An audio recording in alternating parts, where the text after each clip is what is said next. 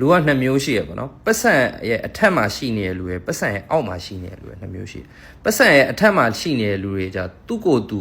ကိုကပတ်စံထက်တန်မိုးရှိရဆိုတာယုံကြည်ချက်ရှိရဘယ်လိုသူ့ရဲ့ character ကြောင့်သူ့ရဲ့အရေးချင်းကြောင့်ပတ်စံအမြဲတမ်းရှိနေမယ်ဆိုတာလည်းယုံကြည်တယ်အမြဲတမ်းပတ်စံဆိုတာလည်းတစ်သက်လုံးရှိနေမယ်ဆိုတာလည်းယုံကြည်တယ်ဒါထက်ပွားဖို့ပဲရှိနေမယ်ဆိုတာလည်းယုံကြည်တယ်အဲဒါကြောင့်အဲ့လိုမျိုးယုံကြည်ချက်ရှိတဲ့လူတွေကြတော့ပတ်စံကိုပေးဆက်ပြီးတော့ character ကိုမပေးဆက်ဘူးကိုပြောချင်တာသိရမလားဟိုအချင်းချင်းတွေ family တွေကိုအချင်းချင်းတွေမလုပ်ဘူးပတ်စံအကြောင်းစောက်ချောက်မဖြစ်သွားဘူးပတ်စံအောက်မှာရှိနေတဲ့လူတွေကကြပတ်စံကိုအမြဲလိုက်နေတဲ့လူတွေသူတို့ကကြတော့ပတ်စံတော့သူ့ကိုယ်သူတန်မိုးမရှိဘူးဆိုတာသူတို့သိတယ်ဥမာငွေ3သိန်းအတွက်လိန်သွားတဲ့လူကကြငွေ3သိန်းမှတန်မိုးရှိတယ်ငွေ2သိန်းအတွက်လိန်သွားတဲ့လူက2သိန်းအတွက်တန်မိုးသိန်း100အတွက်လိန်သွားတဲ့လူကသိန်း100ပဲတန်မိုးရှိတယ်သိန်း1000အတွက်လိန်သွားတဲ့လူကသိန်း1000အတွက်သိန်း1000ရဲ့တန်မိုးမရှိတဲ့လူပေါ့နော်အဲ့တော့အဲ့လိုမျိုးလူတွေကိုရှောင်ရမယ်ပေါ့နော်။ဘာဖြစ်လို့လဲဆိုတော့သူတို့ကငွေရဖို့သူတို့ကအကုန်လုံးကိုပေးဆက်သွားမယ်။သူတို့ကတကယ်တမ်း family အချင်းချင်းလဲဟိုဟာလုံးမယ် character ချိုးဝင်းချက်ကိုလည်းစောက်ကြည့်မဆိုင်ဘူး။စောက်ရှက်လည်းမရှိဘူး။သိန်း1000ပေးမယ်အကိုကို character ချိုးဝင်းမှုတစ်ခုခုကိုလုပ်ပါဆိုရင်အကိုတစ်သက်လုံးမှလုပ်ဖို့မရှိဘူး။ဘာလို့ဆိုတော့အဲ့သိန်း1000ကအကိုကအချိန်မရွေးရှာလို့ရတယ်။ right ကိုယုံကြည်ချက်ရှိရငါဒီပတ်စံထက်တန်မိုးရှိတဲ့ကောင်ဆိုတာယုံကြည်ချက်ရှိရ right အဲ့လိုရှိတဲ့လူကအများနဲ့ပတ်စံရှိတယ်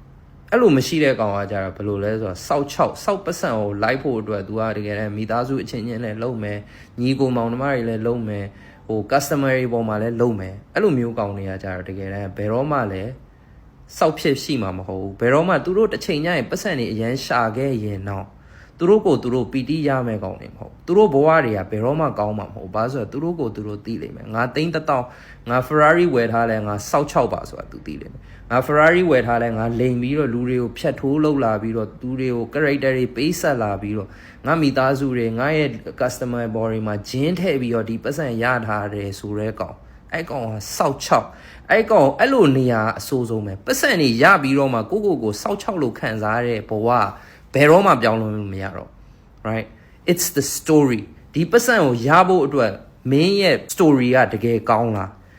ငါတန်းပေါင်းများစွာချမ်းသာတဲ့လူဖြစ်လာရင်ရောအဲ့တန်းပေါင်းများစွာရဖို့အတွက်မင်းရဲ့ character ဘယ်လိုလဲမင်းရဲ့ story line ကပါလဲအဲ့ဒါအရေးကြီးဆုံးသိန်းတန်းပေါင်းများစွာရဖို့အရေးကြီးဆုံးမဟုတ်တစ်ချိန်ကျရင်သိန်းတန်းပေါင်းများစွာရတဲ့အချိန်ကျရင်လည်းဘဝဒါပါပဲလားဆိုတာသိလာလိမ့်မယ်ပတ်စံမရသေးလို့တာကိုရီးယားပတ်စံရရင် Ferrari ရရင်ဒီလိုကြီးဖြစ်သွားမယ်လို့အခုဆိုရင်ကို Ferrari ကိုခေါင်းထဲမှာတော့မရှိဘူးအပွင့်လင်းဆုံးပြောတာအခု2လ3လအကိုရှိမှတနေ့ဆိုရင် Ferrari ကိုတွေးတာစောက်ကြီးကိုမဆိုင်ဘူးခေါင်းထဲမှာတော့မရှိဘူးဒါအပွင့်လင်းဆုံးပြောတာလူတွေကဒီလိုမျိုးပါပဲလိုချင်တာရပြီးသွားရင်ဘယ်လိုမဆိုတစ်ချိန်ညရင်မေးသွားမှာပဲဒါလူရဲ့သဘာဝအရာပဲဒါပေမဲ့ဒီ Ferrari ကိုရဖို့အတွက်မင်းရှိမှယုံကြည်ချက်ရှိလားတကယ်ပေးဆက်ခဲ့လားတကယ်ယောက်ျားလိုပတ်စံရှာခဲ့လားအဲ့ဒါအရေးကြီးဆုံးပါပဲအဲ့ဒီချိန်ညရင်Ferrari မောင်းနေတဲ့အချိန်ကျရင် PT ရမတူအမိုးပြုတ်လမ်းထဲမှာလုံးဝအသေးဖြင်းနေတဲ့အချိန်မှာကိုယ့်ရဲ့စိတ်ဓာတ်ကိုယ့်ရဲ့ယုံကြည်မှုဟာအပြည့်ရှိ